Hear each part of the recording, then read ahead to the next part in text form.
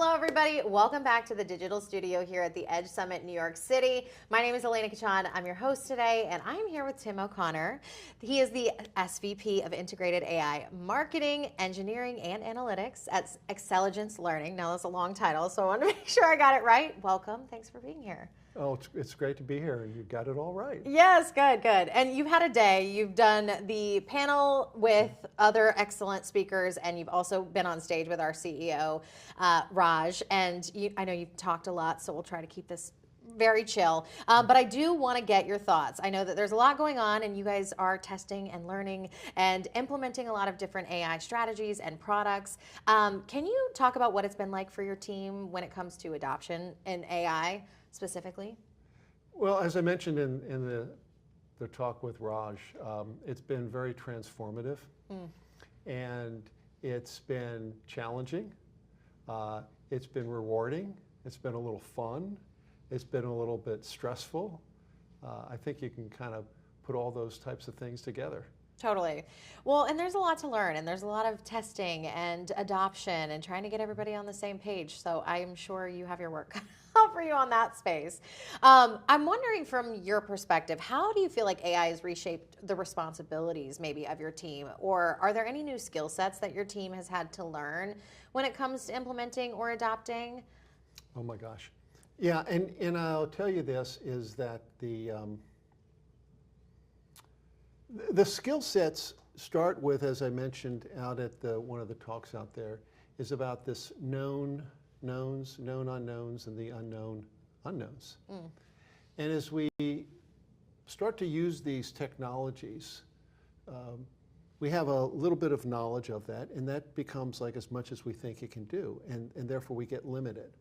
And then we go and you test a little bit more, and you try some more things, and you learn, oh, I didn't realize it could do that, and then all of a sudden your unknown unknowns, changes in terms of there's less things that you don't know, and you keep doing that and keep doing that. And I think one of the biggest skills that has to happen with this and what we're learning is this willingness to experiment and recognize that as you go into the stuff, you may not know what it's going to do, but always start with the notion of AI at the table. There's a great book that I recommend a lot of people to listen to or read called Co-Intelligence. It's by a professor from the Wharton School at University of Pennsylvania. Okay. And one of the things that he talks about, one of those 4 key things he talks about, is always inviting AI to the table.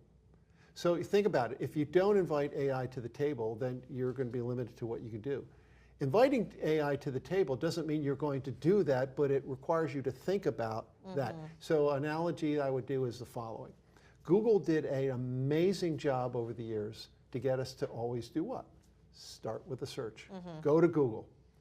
Well, we get ingrained to that habit, and we're used to doing that. Now a new habit we have to build is to start with inviting AI to the table. Now that might be an LLM like GPT or Claude or something else, or it might be something else in the area of AI. But invite it to the table. Always remember, you are the leader of that, it not you, so it's a tool, not the rule. Yeah. But that to me is, I think the biggest thing is to create that new habit to bring it to the table all the time. That's one of my best tips, is like try to find a way to use it as much as possible and just get the practice. I feel like people just kind of think of it as this thing that could be scary, or it has potential to kind of take over, or do whatever, do something that you don't want it to do. But the more you practice, the more you play with it, the more you keep your mind open, I feel like the more you're able to accomplish. So it's cool that you say that. Can I add something to that? Yeah. Then, as an example, and this is just from my own learning about doing it. So we're in business, you think about, okay, use it a business application, et cetera. I would suggest this to people, is again, you're trying to learn about what it can do, and an LLM is a wonderful way to kind of learn that. We all have different habits, hobbies that we like. So instead of going into it from a standpoint of like business, take something you're really passionate about, perhaps, like a hobby. I like to play golf. I've learned more about golf having conversations with GPT than I knew before, because it was something I enjoy, it's have fun, but I'll ask it, like, what about this? What about that? What if I swing this way? What if I swing that way? And through that, I started getting comfortable having the conversations, and through that I started like pushing the envelope. Well, what happens about this? Give me a calculation about how that works. And so my advice there is pick something that you like. You might like cooking, you might like riding a bike, whatever the case may be, and just get in there and immerse yourself in it. Great advice. I feel like great things can happen if you just try and see where it takes you. I always say just like have a conversation with it and see where it goes. Yeah. I love that. What challenges do you feel like marketers and merchandisers have maybe implementing AI in their strategies, and do you feel like they're adapting to the customer engagement expectations specifically when it comes to your business? So I'm going to speak in terms of generalities here. Okay. And I think that most marketers, not all, but most marketers, their quantitative skills, and let's say their we'll call it product management type of skills, are less developed. Right? And the reason why I think that I bring that up is the challenge is to be effective with things like AI. You have to be able to envision things that are maybe not self-evident, because again, there's no cookbooks out there, there's no recipe, we're all trying to figure this out yourself. Product managers tend to kind of get with the customer, try to really deeply understand the customer in terms of user behaviors, how do they do things. They're used to probing and diving and diving and diving. That's probably not a skill set that most marketers have as much skill with, right? And the other thing I said was the analytic type of side of beyond the notion of, let's say, an Excel spreadsheet or even a pivot table, is that if that's all you know about analytics, then you get limited. But if you don't really know about regression analyses and what that means and why that's important, then you're limited in how you might even be able to use that stuff. So bringing it back to like the skill set, I think the limitations become for most marketers is these other types of skills that are also important to really understand how to utilize AI and utilize it responsibly, is understanding things like really behavior and the psychology of how people do things, as well as the analytics side. It's an area that is probably a weak spot for more marketers than not, and that's just my experience. How has AI influenced the strategy and the strategic decision making when it comes to marketing and merchandisers, especially when it comes to personalization? This is really very timely. Yeah, okay? Good.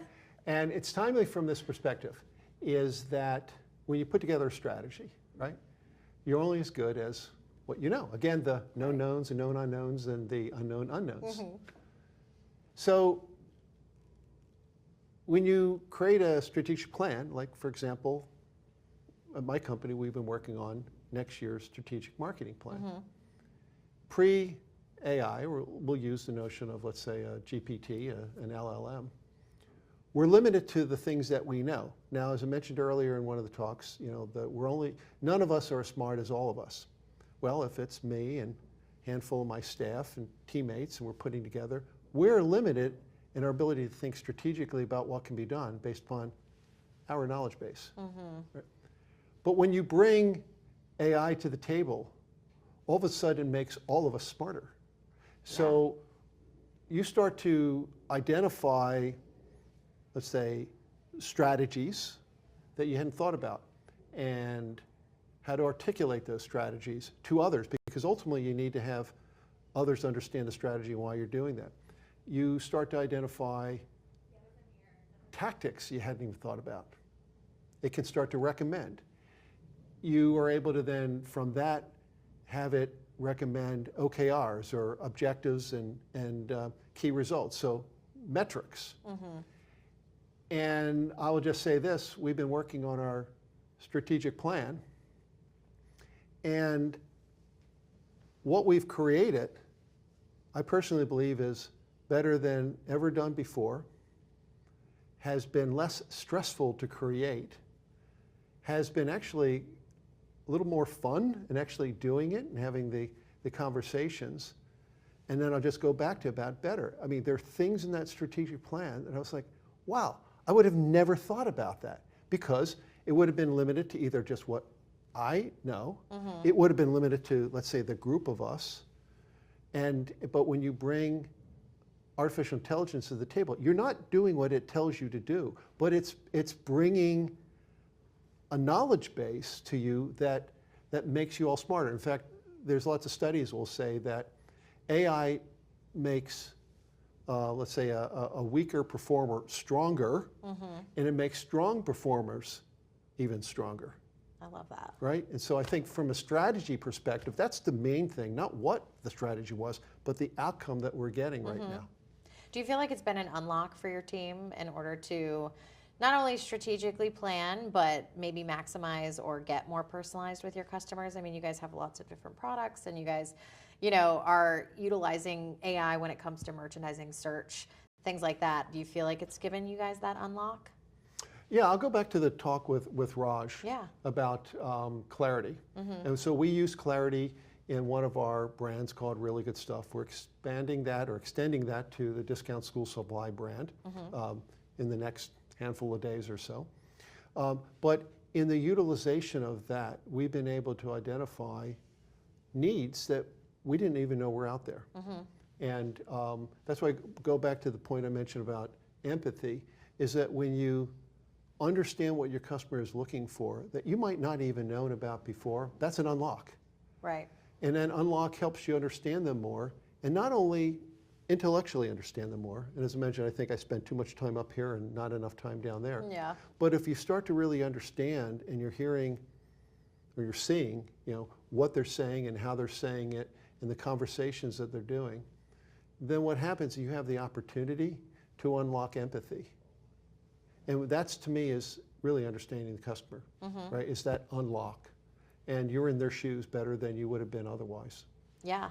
And obviously it's all about the customer and understanding what they need and want and how you can make their experience better when it comes to working with your brand in particular. So it's cool that you guys are opening that door and allowing AI to kind of help you guys power those strategies and power your, on-site search and merchandising and things like that. Clarity is really exciting. We've talked about conversational commerce a lot today. So I'm excited to hear more about how you guys are leveraging it and how it's making it easier for you guys to connect with your community of customers. So this conversation has been amazing. Thank you so much for sharing your insights. It's been great to have you.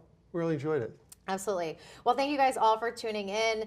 Thank you, Tim. We appreciate it, and we will see you on the next episode. Bye.